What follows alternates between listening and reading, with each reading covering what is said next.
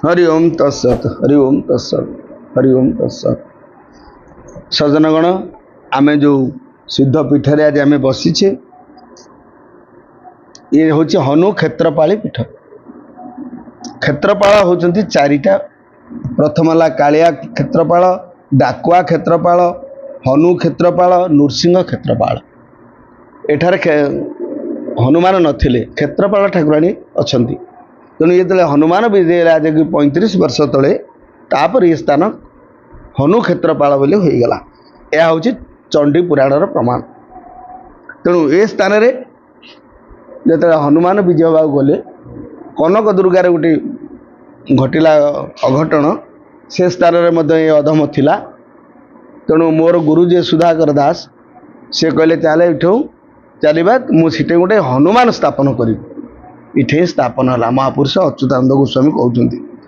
द्वादश गोपाल जन जनम रखिबू मने रे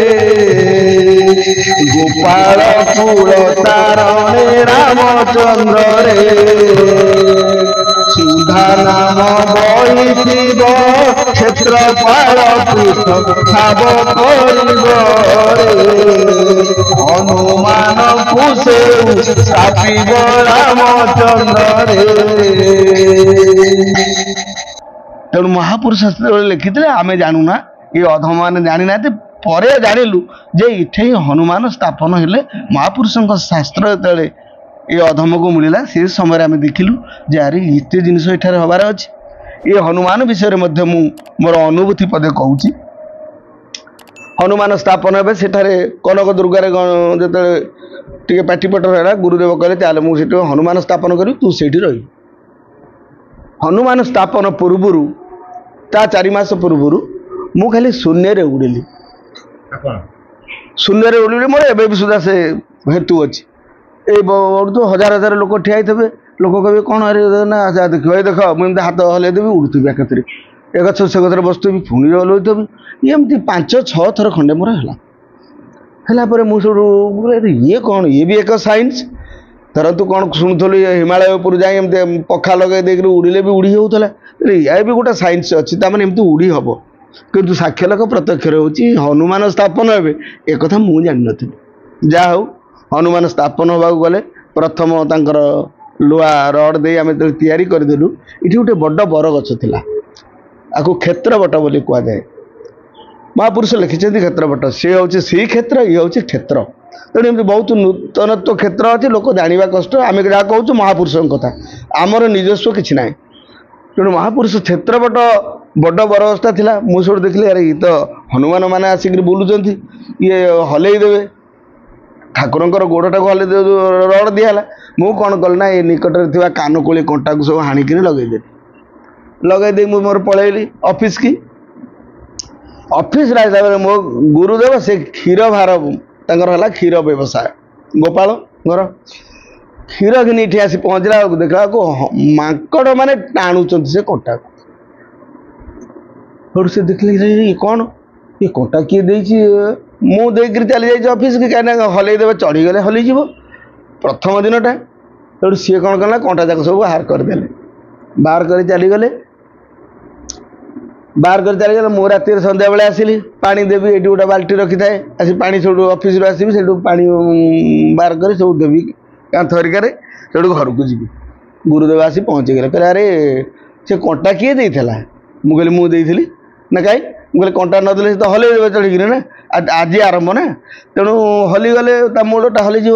ना तू हल्ई देवु कौन सी तू देचु कंटा सी आसिक कंटा टाणुच बोल किए ना हनुमान जाक आसी कंटा टाणुच प्रभु एभली घटना घटला। दिनकर कथा ठाकुरंकर मस्तक लगे मस्तक आसी जाइए मस्तक लगिगला नाम संकीर्तन टे कलु संध्या बेल से समय आम चा खाया पलि गलु। सबु गाँव में किसी दुष्ट चरित्र लोक अच्छा ये गोटे धंदा आरंभ कले सी कौन कले ना से माइक बंधा जो यूनिटा को खोलिक नहीं गई आम पुणी संध्या बेले बस कीर्तन करा गलु चा हरिका खाई आ बाजुनी मुझे चढ़ी गली गच बोले देखे कौन है देखला यूनिट ना कि आश्चर्य कथा से मुझे ओह्ल मुझे अरे यूनिट ना किए खोल नहीं गला बहुत प्रबल एठार बहुत माने खराब लोक थे के लोक मरीगले से ना कहवा भी उचित नुहे मुझे जानी कौन है सब तत्पर कौन है मुझे ठाकुर मुंड लगी जाइए ठाकुर पछक अनेदेला यूनिट ठाकुर पछड़ी थुआई मुझे बाबा इठे कौन यूनिटा थुआई ठाकुर मुंड को जो अने जाए ये जो साक्ष्य लक्ष्य प्रत्यक्षता ठाकुर संपूर्ण झुलुचन मु अनौची कौन भूमिकंप है कौन है पुणी अलग झुलुचन अरे ये कौन मुझे मैंने निजक मुझे स्थित प्रज्ञ कर निजक स्थित प्रज्ञ कर ये कौन घटना मु भूल देखुची ना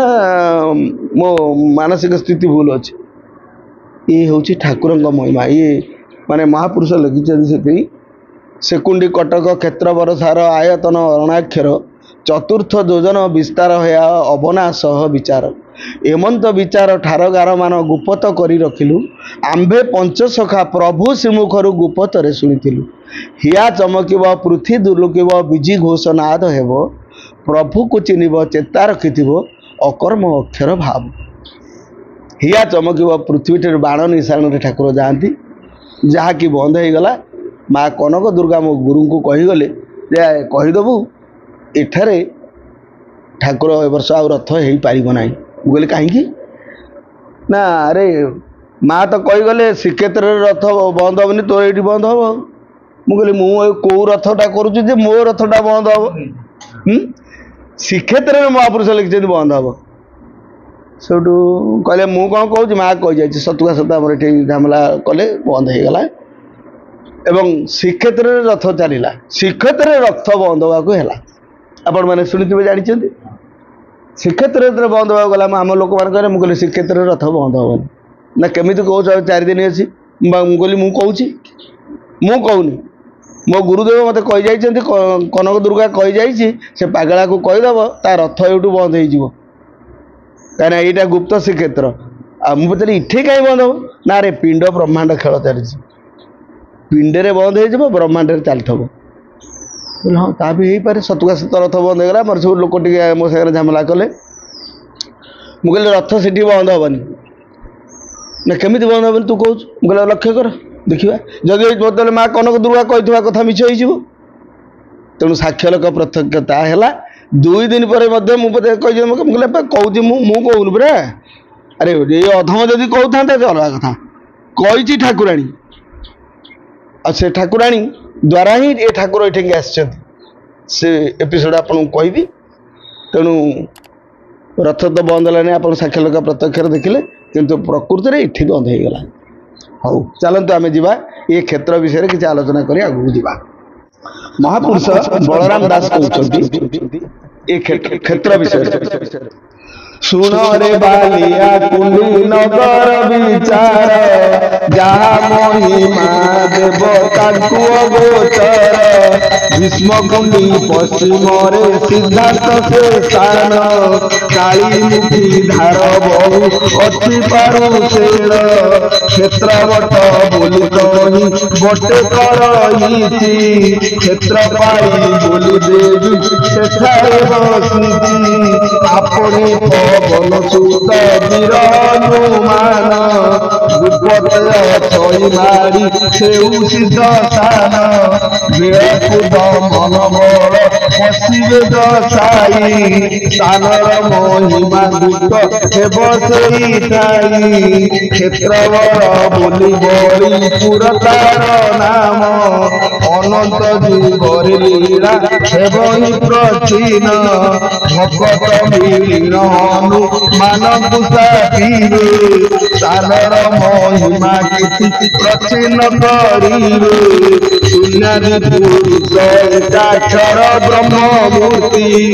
दारु रूप धरी विदे हेबे रही शक्ति लीला क्षेत्र क्षेत्रवट आहा लीला क्षेत्र क्षेत्रवट महिमा बाशिव कुंडीर हाथ लीला कहू देव तेणु महापुरुष तांकर परम शिष्य को बलराम दास कहते जे बाबू रे जो कुंडीनगर बोली तू कहूछु ये कुंडीनगर रे निजे हनुमान विजय करिवे निजे शून्य पुरुष जोगादि पुरुष जगन्नाथ बलभद्र सुभद्रा ये विद्य हे तेरे विद्यमान केमिति हेले ये तो हनुमान को कथा कहली ठाकुर कथा शुणु